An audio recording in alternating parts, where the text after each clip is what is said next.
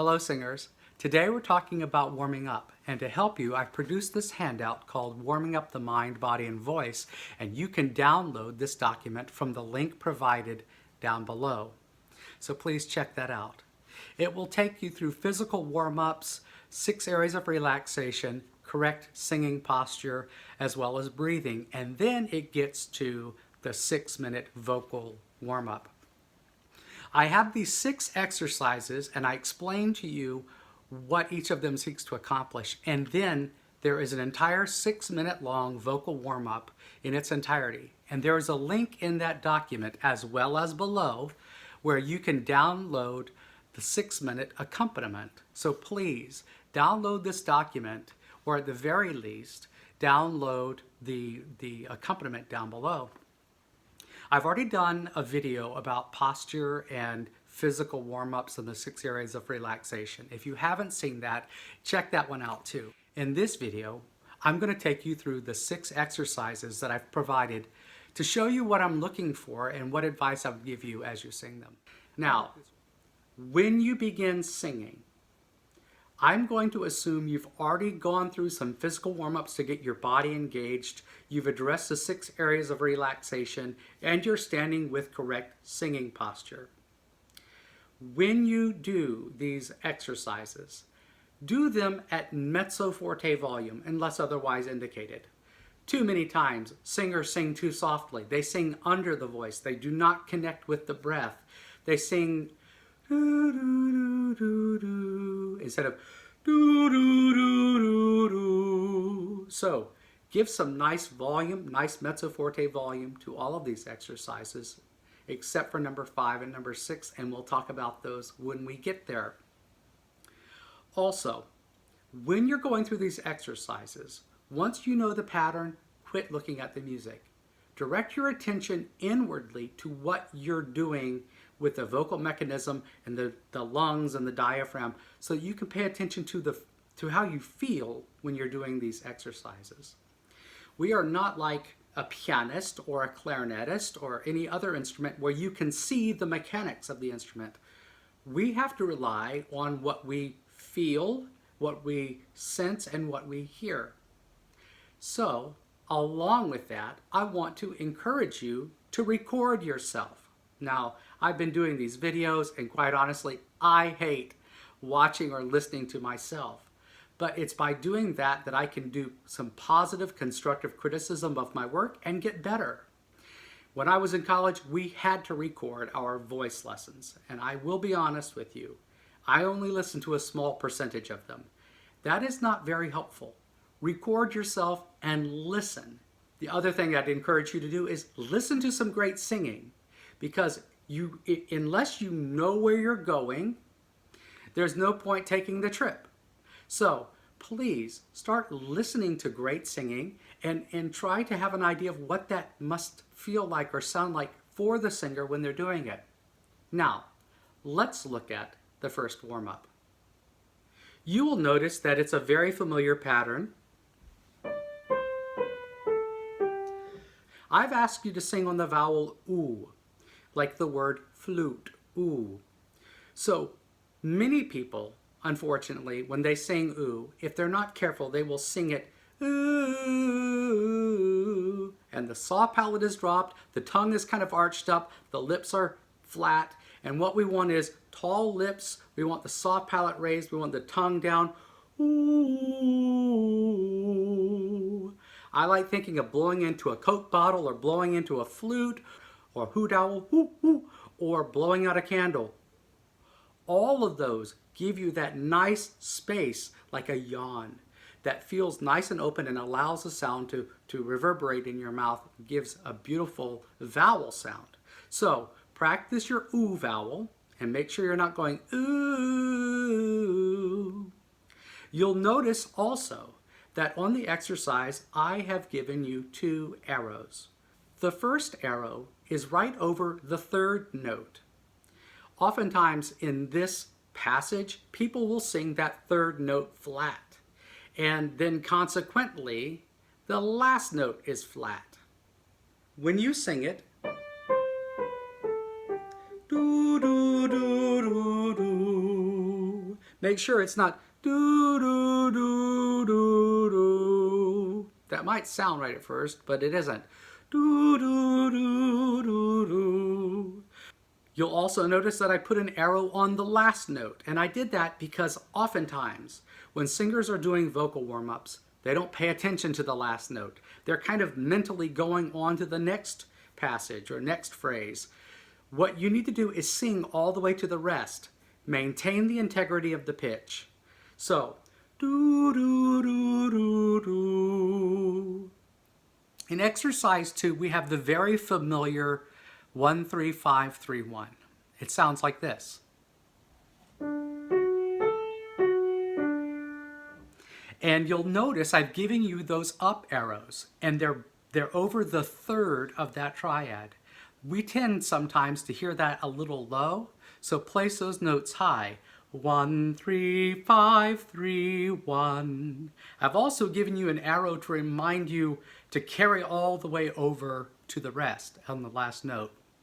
So you have two vowels in here. You have the E vowel as in egg or the word met, and you have the A vowel as in the word father. Me, ah, me, ah, me. Make sure you're not singing me, ah, me, ah, me, but me, ah, me, ah, me. You'll also see that there's a consonant M. M's as well as L's and N's are pitched consonants. Ma, la, na. And so that has to come a split second before the beat so that the vowel sound lands on the beat. For instance, me, ah, me, ah, me. Now let's look at exercise 3. This takes us down into our low range. This is using the exact same pattern we had in exercise 1. I changed the words a little bit, and of course we're getting lower. And what I want to make sure you do is as you get lower, don't get tubbier and try to get more chest resonance. You want to bring it up to the mask, to the face, and get a brightness on the low notes. So it's zo, z, z, z.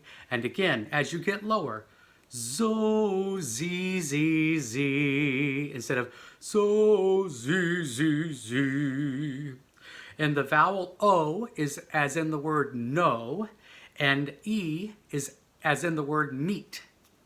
And just like the M in the previous exercise, the Z sound has to come slightly before the beat. Zo, z, z, z. Now, one warning. As you get into the low range, don't get to the point where you're getting that scratchy, creaky sound where you're like, ah. That's really bad for the voice. Don't do that. Let's look at warm-up number 4. Going into our high range, this exercise sounds like this.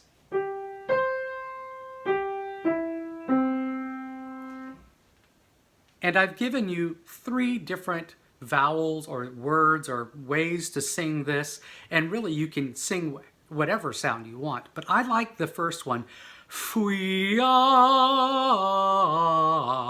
The FW sound has to come before the beat. Fui-ah. And that movement through the F and W really gets that air going.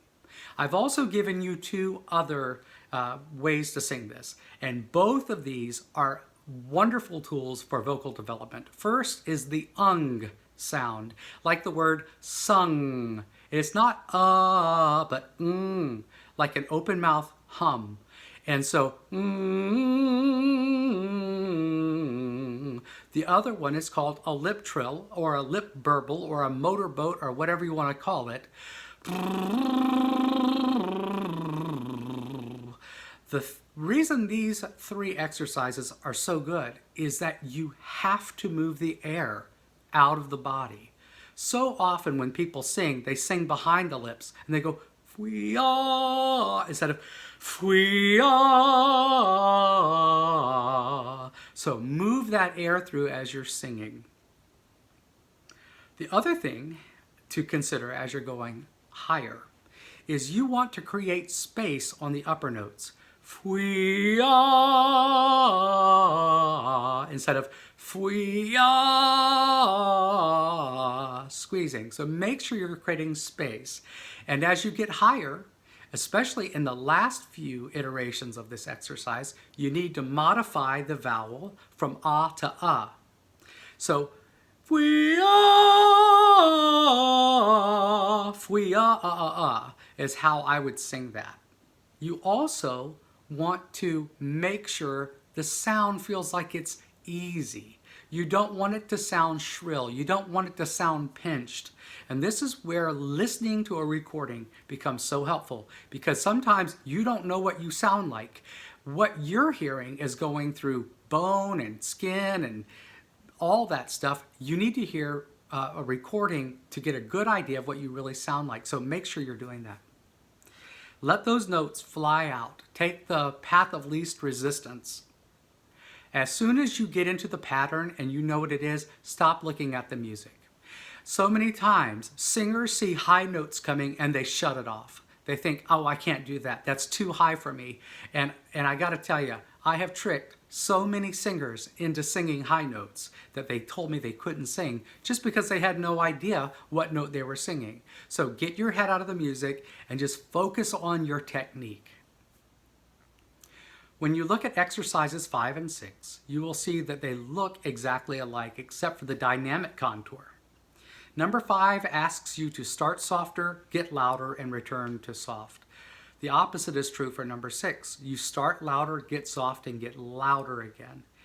Now, if all you did was sing this without the dynamics, and you just sang those pitches, it would be beneficial. When I was in high school, we had to play long tone exercises. Essentially, we had to play one pitch for 16 counts. I thought it was ridiculous at the time, but the truth is, it taught us how to maintain the pitch over time. So again, try it without the dynamics first, but then start trying the dynamics. Be careful, however, when you crescendo, don't push the voice, just let it kind of blossom louder, and don't go sharp. When you're doing the decrescendo, be careful that you don't go flat, and make sure you're maintaining not only the pitch, but the tone of the pitch, because people tend to let off the gas and it gets flat and flabby. So pay attention to those aspects of this exercise, and you'll soon find out that it's far more challenging than it looks on the page. Again, I want to encourage you to click on the links down in the information section below and download this handout. At the back, you will see a through-composed version of these 6 warm-ups. And there is an accompaniment down below that you can download. It accompanies you straight from exercise 1 to the end of exercise 6. If you don't have a sound system where you can boost that accompaniment and you need to use headphones, use only one headphone. Put it in your dominant ear. And your dominant ear is the ear that you use when you can't understand somebody and you go, what? And you lean in. And I would also encourage you to not do these exercises in a moving car, because we tend to sing about 10 decibels louder than the ambient noise. And when you're competing with road noise, you will quickly become hoarse and vocally fatigued. I hope these have helped you. I hope you'll do these exercises. We have plenty of time right now on our hands to spend some time developing our voices. And please, above all, take good care of yourselves.